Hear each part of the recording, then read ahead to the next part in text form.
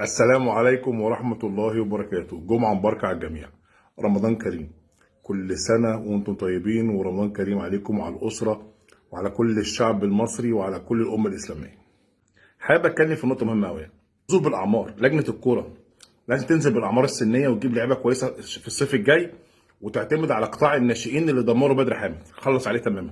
لازم ينزلوا يشوفوا القطاع اتدمر. فرقة 2005 المركز التاسع، الدور الأولاني تاسع. يوسف تاسع.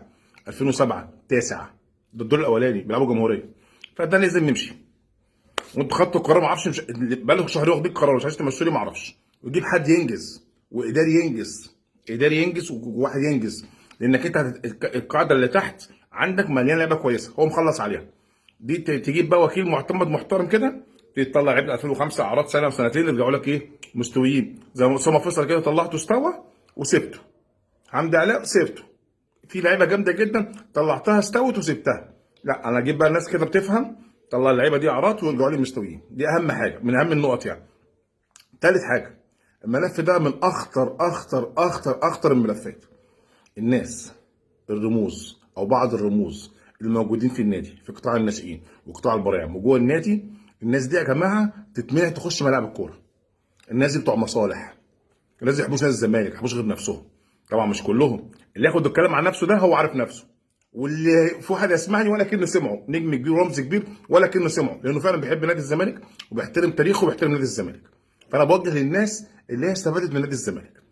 اهم بقى حاجه، مش عايزين بقى ايه، واحد يطلع لي من لجنه الكوره الحق ده ظلمنا مش هنسكت، ولا مدير الكوره مش هنسكت، لا احنا هنعمل اللي بيحصل ده كتير. انا مالي من الكلام ده. انا عايز تطبيق لوائح.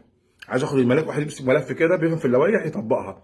ابعت الملف ده للاتحاد الكوره، ابعت الملف ده لجنه المسابقات، ما ردوش عليا، ابتدي اصعد لما ردوش عليا. بس ملف انك تكون صادق فيه، انك يا اسك تكون صادق فيه. لان الوحيد النادي الوحيد اللي استفاد من التحكيم المصري والفار المصري النادي الاهلي. يا سلام، والله تخيل يا اسس، هو ده الوحيد اللي استفاد. طب ايه يعني؟ يعني بقول لك ما تتكلمش على التحكيم ولغوا الفقرات التحكيميه ليه؟ مين اللي استفاد؟ ايه بقى انت المشهد. اخر الكلام، مش عايز عتاب.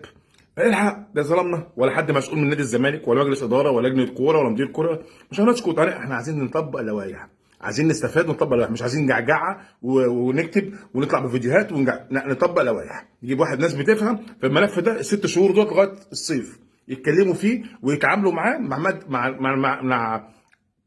مع ناس اعلاميين اقوياء جدا وبيفهموا. ومش عايز انتماء، عايز ناس بتفهم وعايز تنجح. اشوفكم على خير. سلام.